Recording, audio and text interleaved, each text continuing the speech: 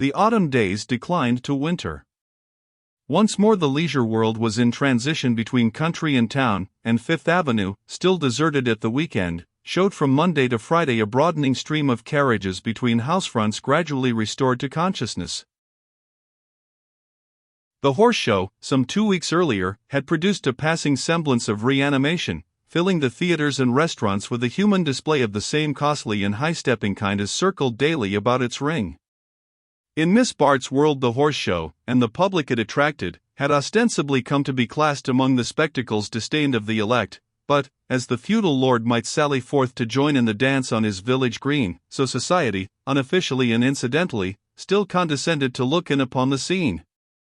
Mrs. Gormer, among the rest, was not above seizing such an occasion for the display of herself and her horses, and Lily was given 1 or 2 opportunities of appearing at her friend's side in the most conspicuous box the house afforded.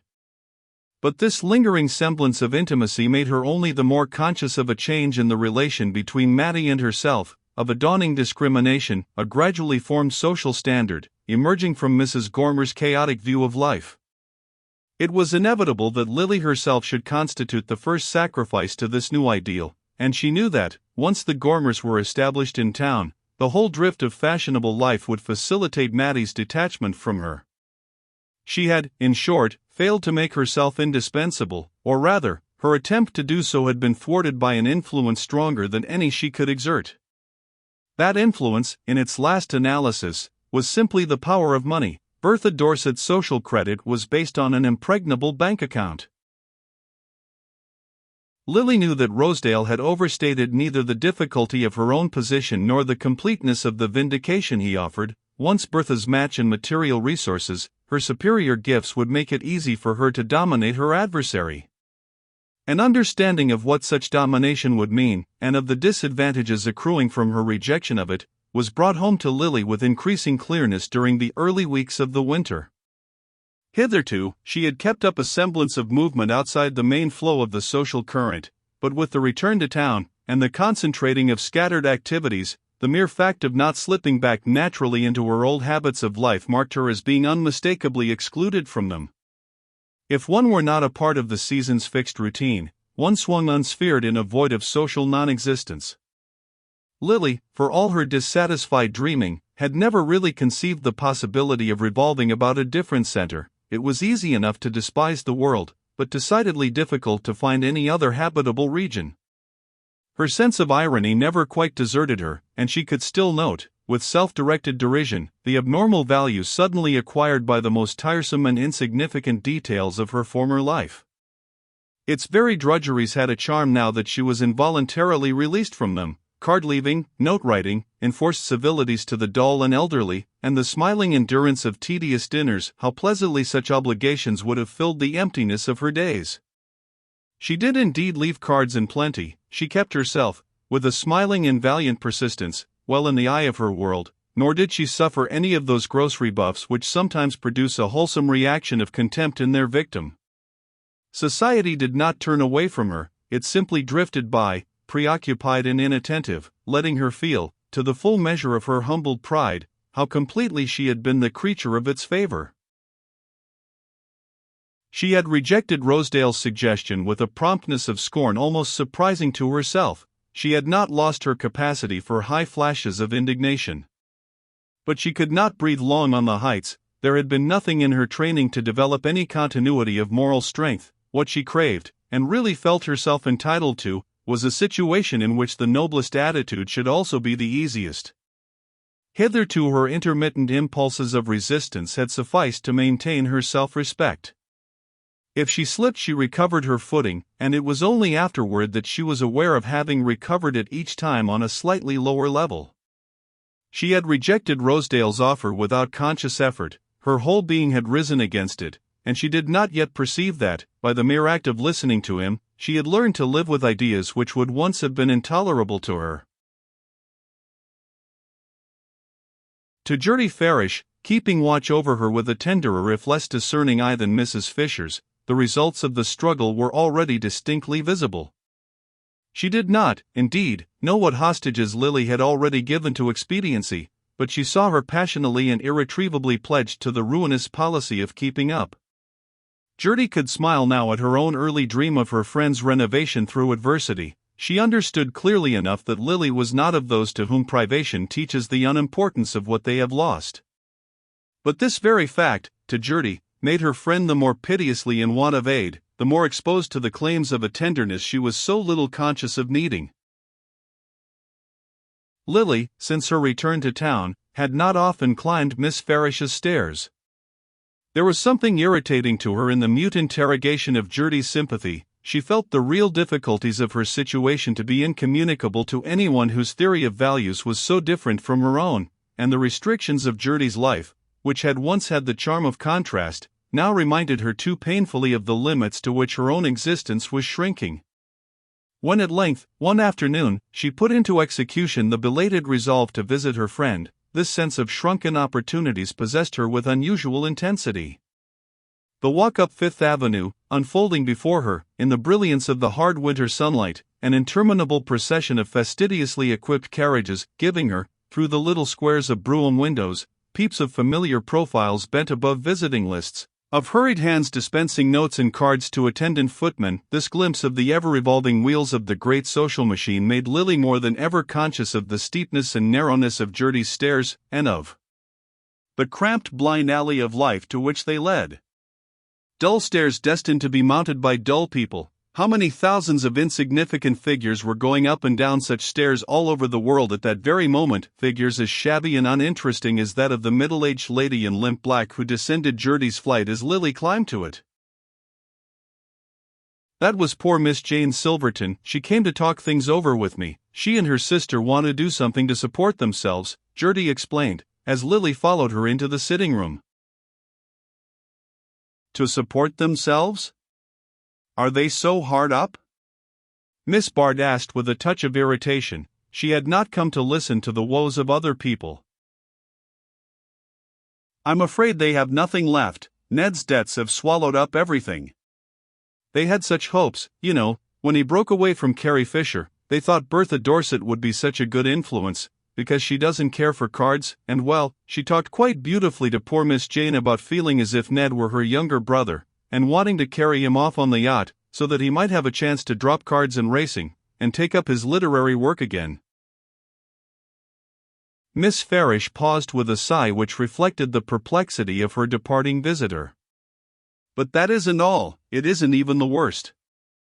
It seems that Ned has quarreled with the Dorsets, or at least Bertha won't allow him to see her, and he is so unhappy about it that he has taken to gambling again, and going about with all sorts of queer people. And Cousin Grace Van Osburgh accuses him of having had a very bad influence on Freddie, who left Harvard last spring, and has been a great deal with Ned ever since. She sent for Miss Jane, and made a dreadful scene, and Jack Stepney and Herbert Milson, who were there too, told Miss Jane that Freddie was threatening to marry some dreadful woman to whom Ned had introduced him, and that they could do nothing with him because now he's of age he has his own money. You can fancy how poor Miss Jane felt. She came to me at once, and seemed to think that if I could get her something to do she could earn enough to pay Ned's debts and send him away. I'm afraid she has no idea how long it would take her to pay for one of his evenings at bridge.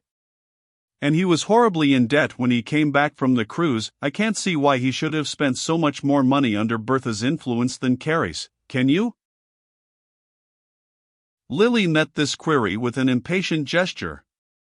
My dear Gertie, I always understand how people can spend much more money, never how they can spend any less. She loosened her furs and settled herself in Gertie's easy chair, while her friend busied herself with the teacups. But what can they do, the Miss Silvertons? How do they mean to support themselves? She asked, conscious that the note of irritation still persisted in her voice. It was the very last topic she had meant to discuss. It really did not interest her in the least, but she was seized by a sudden perverse curiosity to know how the two colorless shrinking victims of young Silverton's sentimental experiments meant to cope with the grim necessity which lurked so close to her own threshold. I don't know, I am trying to find something for them. Miss Jane reads aloud very nicely, but it's so hard to find anyone who is willing to be read to. And Miss Annie paints a little. Oh, I know, apple blossoms on blotting paper, just the kind of thing I shall be doing myself before long, exclaimed Lily, starting up with a vehemence of movement that threatened destruction to Miss Farish's fragile tea table. Lily bent over to steady the cups, then she sank back into her seat. I'd forgotten there was no room to dash about in. How beautifully one does have to behave in a small flat. Oh, Gertie, I wasn't meant to be good, she sighed out incoherently. Gertie lifted an apprehensive look to her pale face, in which the eyes shone with a peculiar sleepless luster. You look horribly tired, Lily. Take your tea, and let me give you this cushion to lean against. Miss Bart accepted the cup of tea, but put back the cushion with an impatient hand. Don't give me that. I don't want to lean back. I shall go to sleep if I do. Well, why not, dear? I'll be as quiet as a mouse, Gertie urged affectionately. No, don't be quiet. Talk to me, keep me awake. I don't sleep at night, and in the afternoon a dreadful drowsiness creeps over me. You don't sleep at night? Since when? I don't know, I can't remember. She rose and put the empty cup on the tea tray. Another, and stronger, please. If I don't keep awake now I shall see horrors tonight, perfect horrors. But they'll be worse if you drink too much tea. No, give it to me, and don't preach, please, Lily returned imperiously. Her voice had a dangerous edge, and Gertie noticed that her hand shook as she held it out to receive the second cup. But you look so tired, I'm sure you must be ill. Miss Bart set down her cup with a start. Do I look ill? Does my face show it? She rose and walked quickly toward the little mirror above the writing table. What a horrid looking glass, it's all blotched and discolored. Anyone would look ghastly in it. She turned back, fixing her plaintive eyes on Gertie. You stupid dear, why do you say such odious things to me? It's enough to make one ill to be told one looks so. And looking ill means looking ugly.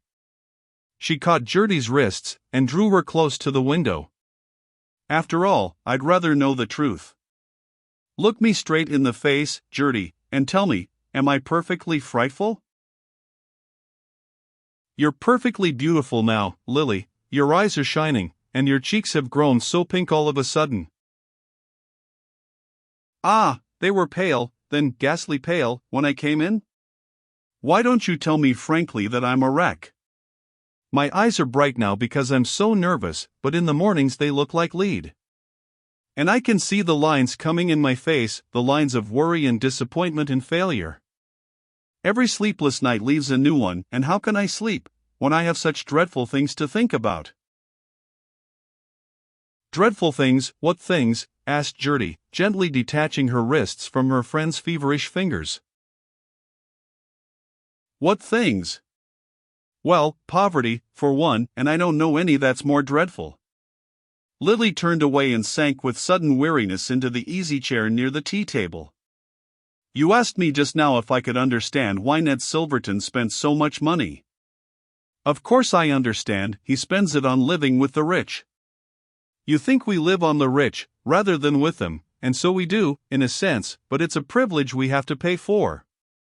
We eat their dinners, and drink their wine, and smoke their cigarettes, and use their carriages and their opera boxes and their private cars, yes, but there's a tax to pay on every one of those luxuries. The man pays it by big tips to the servants, by playing cards beyond his means, by flowers and presents, and lots of other things that cost. The girl pays it by tips and cards too. Oh, yes, I've had to take up bridge again, and by going to the best dressmakers, and having just the right dress for every occasion, and always keeping herself fresh and exquisite and amusing. She leaned back for a moment, closing her eyes, and as she sat there, her pale lips slightly parted, and the lids dropped above her faggied brilliant gaze, Gertie had a startled perception of the change in her face, of the way in which an ashen daylight seemed suddenly to extinguish its artificial brightness. She looked up, and the vision vanished. It doesn't sound very amusing, does it? And it isn't, I'm sick to death of it. And yet the thought of giving it all up nearly kills me. It's what keeps me awake at night, and makes me so crazy for your strong tea. For I can't go on in this way much longer, I'm nearly at the end of my tether. And then what can I do? How on earth am I to keep myself alive? I see myself reduced to the fate of that poor Silverton woman, slinking about to employment agencies, and trying to sell painted blotting pads to women's exchanges. And there are thousands and thousands of women trying to do the same thing already, and not one of the number who has less idea how to earn $1 than I have. She rose again with a hurried glance at the clock. It's late, and I must be off. I have an appointment with Carrie Fisher. Don't look so worried, you dear thing. Don't think too much about the nonsense I've been talking. She was before the mirror again, adjusting her hair with a light hand, drawing down her veil, and giving a dexterous touch to her furs. Of course, it hasn't come to the employment agencies and the painted blotting pads yet, but I'm rather hard up just for the moment, and if I could find something to do, notes to write and visiting lists to make up, or that kind of thing, it would tide me over till the legacy is paid. And Carrie has promised to find somebody who wants a kind of social secretary. She makes a specialty of the helpless rich. Miss Bart had not revealed to Gertie the full extent of her anxiety. She was in fact in urgent and immediate need of money to meet the vulgar weekly claims which could neither be deferred nor evaded. To give up her apartment, and shrink to the obscurity of a boarding house, or the provisional hospitality of a bed in Gertie Farish's sitting room, was an expedient which could only postpone the problem confronting her, and it seemed wiser as well as more agreeable to remain where she was and find some means of earning her living. The possibility of having to do this was one which she had never before seriously considered, and the discovery that, as a breadwinner, she was likely to prove as helpless and ineffectual as poor Miss Silverton, was a severe shock to her self-confidence. Having been accustomed to take herself at the popular valuation, as a person of energy and resource, naturally fitted to dominate any situation in which she found herself, she vaguely imagined that such gifts would be of value to seekers after social guidance, but there was unfortunately no specific head under which the art of saying and doing the right thing could be offered in the market, and even Mrs. Fisher's resourcefulness failed before the difficulty of discovering a workable vein in the vague wealth of Lily's graces. Mrs. Fisher was full of indirect expedients for enabling her friends to earn a living, and could conscientiously assert that she had put several opportunities of this kind before Lily, but more legitimate methods of breadwinning were as much out of her line as they were beyond the capacity of the sufferers she was generally called upon to assist. Lily's failure to profit by the chances already afforded her might, moreover, have justified the abandonment of farther effort on her behalf, but Mrs. Fisher's inexhaustible good nature made her an adept at creating artificial demands in response to an actual supply. In the pursuance of this end she at once started on a voyage of discovery in Miss Bart's behalf, and as the result of her explorations she now summoned the latter with the announcement that she had found something.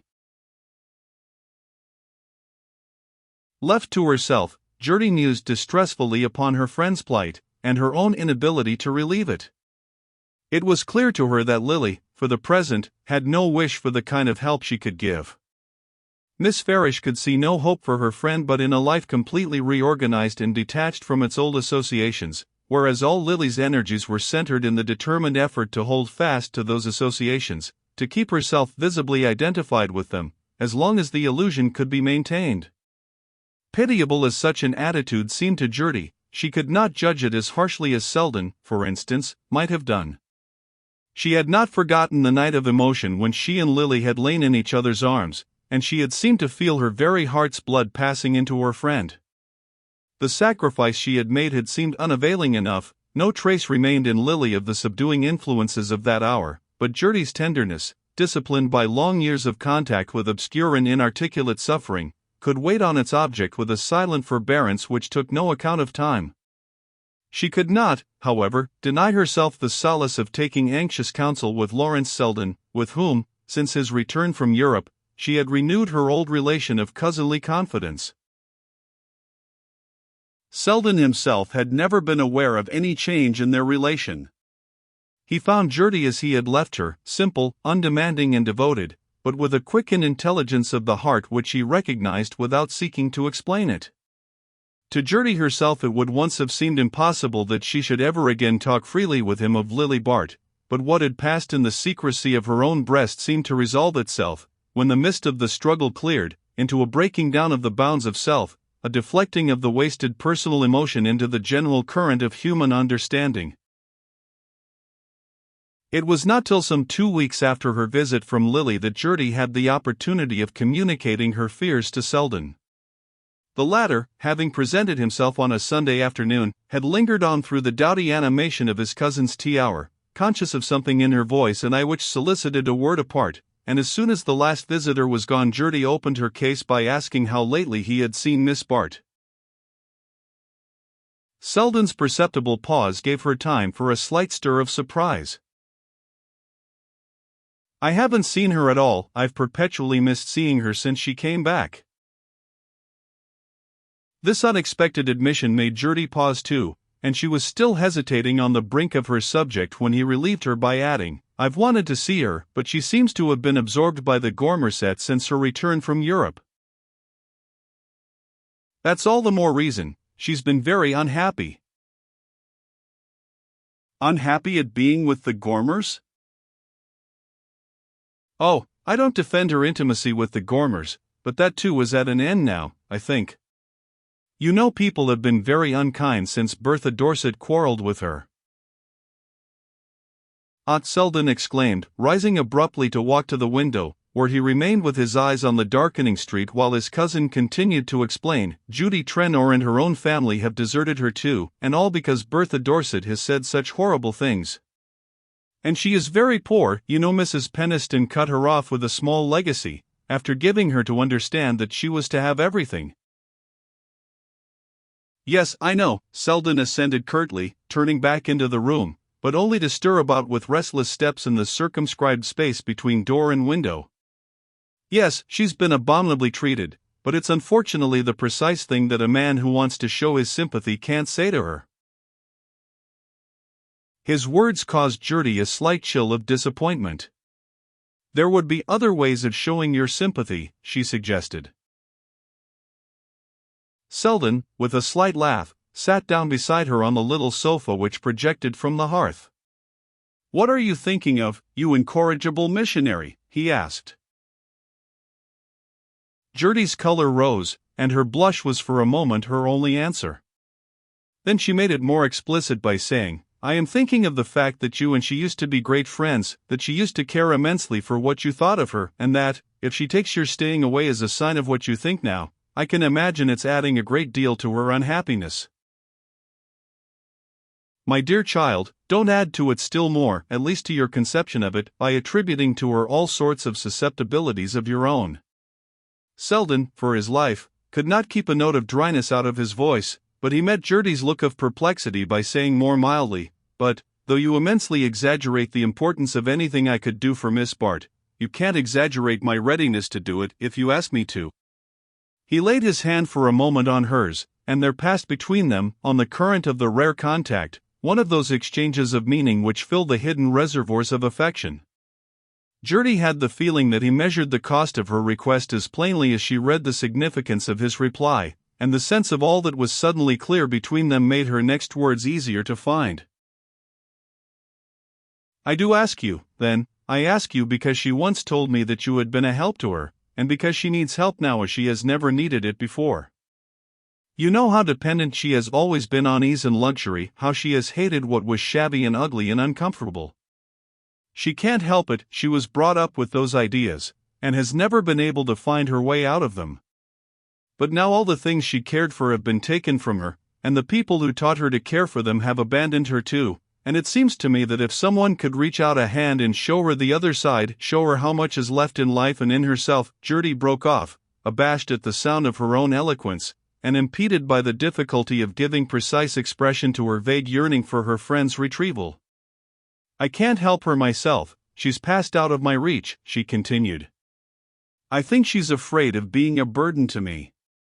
When she was last here, 2 weeks ago, she seemed dreadfully worried about her future. She said Carrie Fisher was trying to find something for her to do. A few days later she wrote me that she had taken a position as private secretary, and that I was not to be anxious, for everything was all right, and she would come in and tell me about it when she had time, but she has never come, and I don't like to go to her, because I am afraid of forcing myself on her when I'm not wanted. Once, when we were children, and I had rushed up after a long separation, and thrown my arms about her, she said, "Please don't kiss me unless I ask you to, Gertie," and she did ask me, a minute later, but since then I've always waited to be asked. Selden had listened in silence, with the concentrated look which his thin dark face could assume when he wished to guard it against any involuntary change of expression. When his cousin ended, he said with a slight smile, "Since you've learned the wisdom of waiting, I don't see why you urge me to rush in," but the troubled appeal of her eyes made him add, as he rose to take leave, "Still, I'll do what you wish, and not hold you responsible for my failure." Selden's avoidance of Miss Bart had not been as unintentional as he had allowed his cousin to think. At first, indeed, while the memory of their last hour at Monte Carlo still held the full heat of his indignation, he had anxiously watched for her return, but she had disappointed him by lingering in England, and when she finally reappeared it happened that business had called him to the West, whence he came back only to learn that she was starting for Alaska with the Gormers. The revelation of this suddenly established intimacy effectually chilled his desire to see her.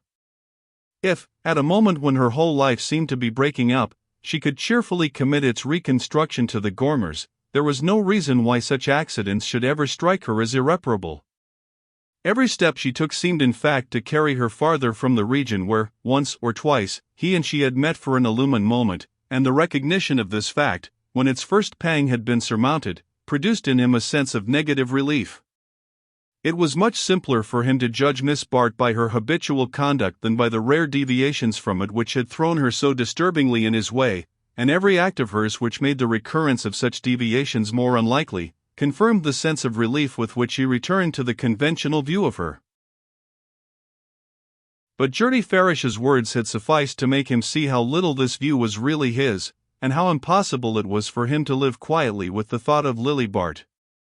To hear that she was in need of help, even such vague help as he could offer, was to be at once repossessed by that thought, and by the time he reached the street he had sufficiently convinced himself of the urgency of his cousin's appeal to turn his steps directly toward Lily's hotel. Their zeal met a check in the unforeseen news that Miss Bart had moved away, but, on his pressing his inquiries, the clerk remembered that she had left an address, for which he presently began to search through his books. It was certainly strange that she should have taken this step without letting Gertie Farish know of her decision, and Selden waited with a vague sense of uneasiness while the address was sought for. The process lasted long enough for uneasiness to turn to apprehension, but when at length a slip of paper was handed him, and he read on it, "Care of Mrs. Norma Hatch, Emporium Hotel," his apprehension passed into an incredulous stare, and this into the gesture of disgust with which he tore the paper in two, and turned to walk quickly homeward.